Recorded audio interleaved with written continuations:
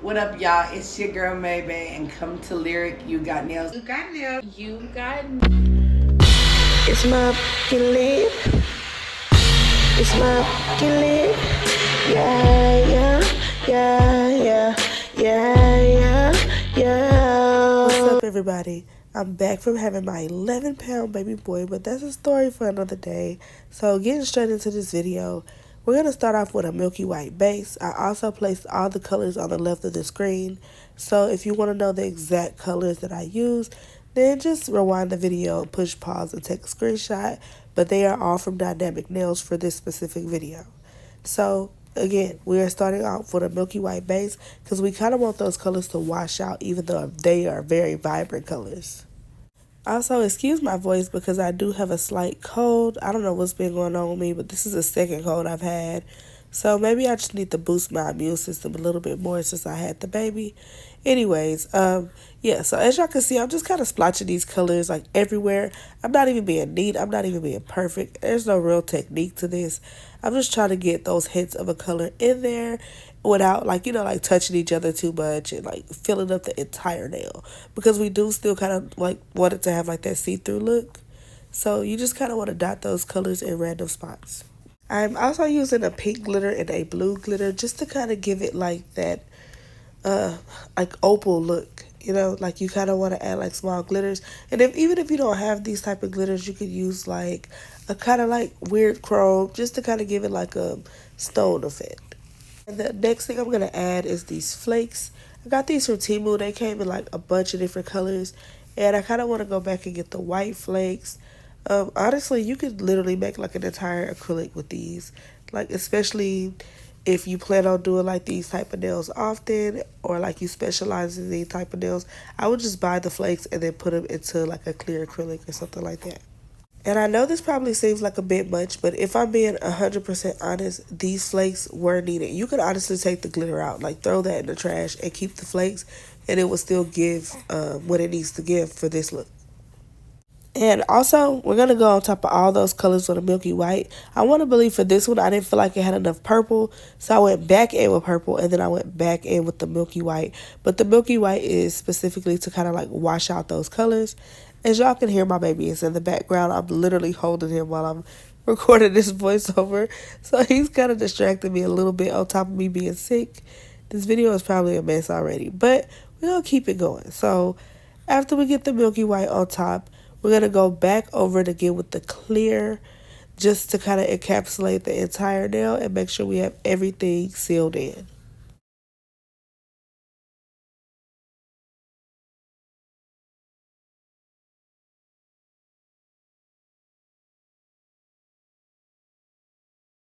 Now, that would be a perfectly fine nail just alone on its own. I'm honestly thinking about redoing a set like that.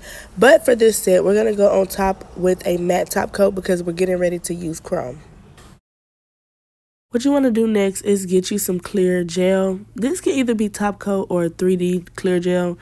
And what I was going for was like a vintage, Bridgerton look, because that's the theme that I'm going for this week. And I just want to make it look like it's an old school like picture frame. It's hard to capture something like this or even really just see it in person. So if you would like, you can go in with the black first, do your chrome, and then top it off with the 3D gel. After you are done doing your design, you want to put it in the lamp for at the least 60 seconds. 60 seconds has always been fine for me. I maybe can even do 30, but I always be cautious and just do 60. After you take it out the lamp, this is the chrome. I found this chrome for $5 at a local nail supply store. And I just found this little brush and I used this to apply it on there. You don't have to be perfect with this brush. You can pretty much like get it all over the nail and still be okay. Just as long as that clear top coat is what you touch the design with only, if that makes sense. So you can pretty much wipe this all over the whole nail and it's going to swipe off as long as the top coat doesn't touch it. And this is an example of the top coat. You want to make sure you're only touching the design with the top coat. I know I said that already, but make sure you're only touching the design. It doesn't have to be like exactly perfect, but at least, try to be neat with it because you don't want the chrome to be in areas where you didn't want your design to touch. And again, after you're done doing this, you're going to put it in the lamp for 60 seconds and let it cure. Now that the nail is cured, you're going to wipe it off with an alcohol pad. It's going to look shiny, but it's going to go right back to matte. So because of that, we're going to go back on top with a shiny coat. And that's pretty much like the finishing touch of the nail. This is how it should look. I'm just letting y'all know that I did the thumb exactly how I did the middle finger. Now, this is just me doing a different design, and I'll just let y'all pretty much watch. Honestly, you can come up with your own design for the top of this if you even decided to do that.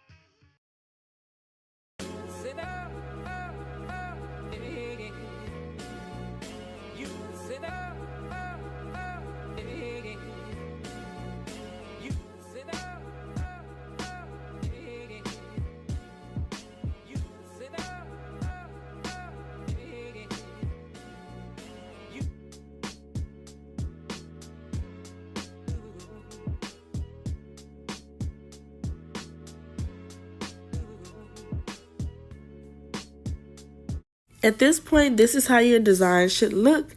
And now we can start getting ready to put on all the charms and whatever else we want to add. Yes, there is still one finger that is matte, and that's because I wanted to do a flower on that specific nail. I'm definitely not putting a bunch of charms, so y'all are not going to see me use all of these. I just kind of wanted to play off, what was on my brain, and that was Bridgerton. So I pulled out a bunch of flowers, gold, stuff that looks like trinkets. And I, of course, have my flash curing light because that really helps, especially with these really big charms. They like to slide all around the finger. So I went in with some flowers, butterflies, stuff like that.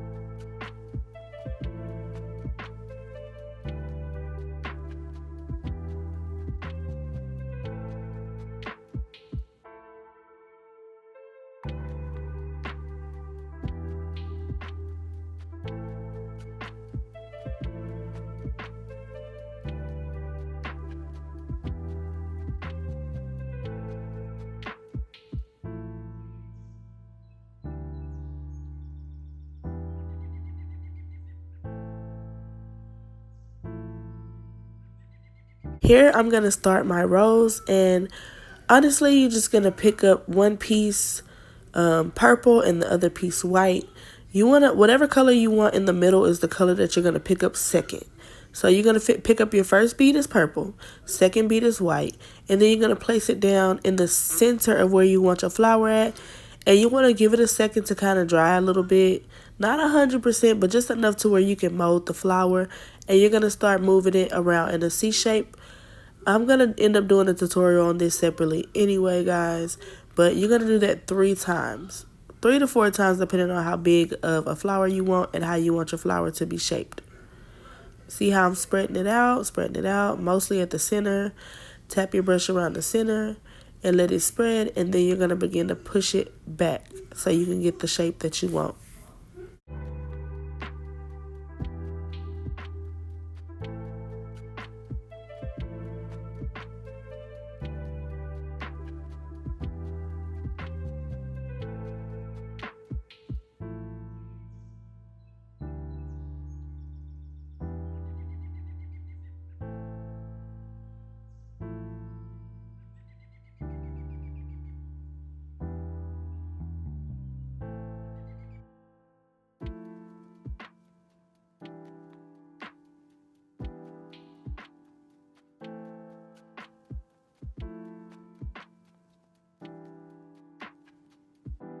As y'all can see, I'm starting each petal off in the very center, and then I'm pushing it to where I want it to be. After this, you're going to start kind of like overlapping. So it's kind of like filling in the gaps or whatever. I'm going to do like 2 or 3 of these. It doesn't really matter how many you do for the second layer. Just make sure that they are smaller.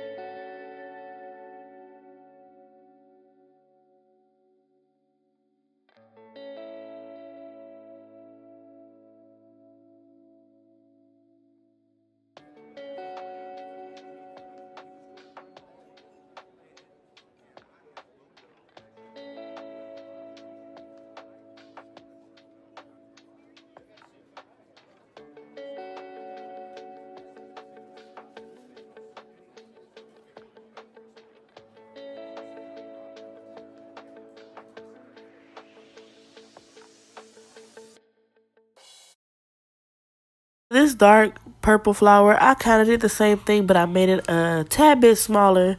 And I'm not going to even waste y'all time. I be trying to get y'all these videos quick and easy, especially because I have kids and doing voiceover is already hard enough. I'm pretty sure y'all hear Princess and the Frog in the background. But with that being said, that completes the video for the most part. Thank you so much for watching.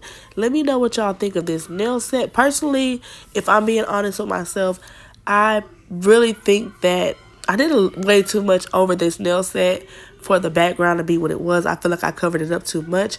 But it did give what I wanted it to give. I cannot wait for y'all to see the other 2 nail sets that I have for this Bridgerton week. So y'all keep supporting me and let me know what y'all would like to see for the next coming week. Thank you so much. I hope that everybody has an awesome day. And I hope that y'all continue to support me. And I want y'all to know that I truly do appreciate it.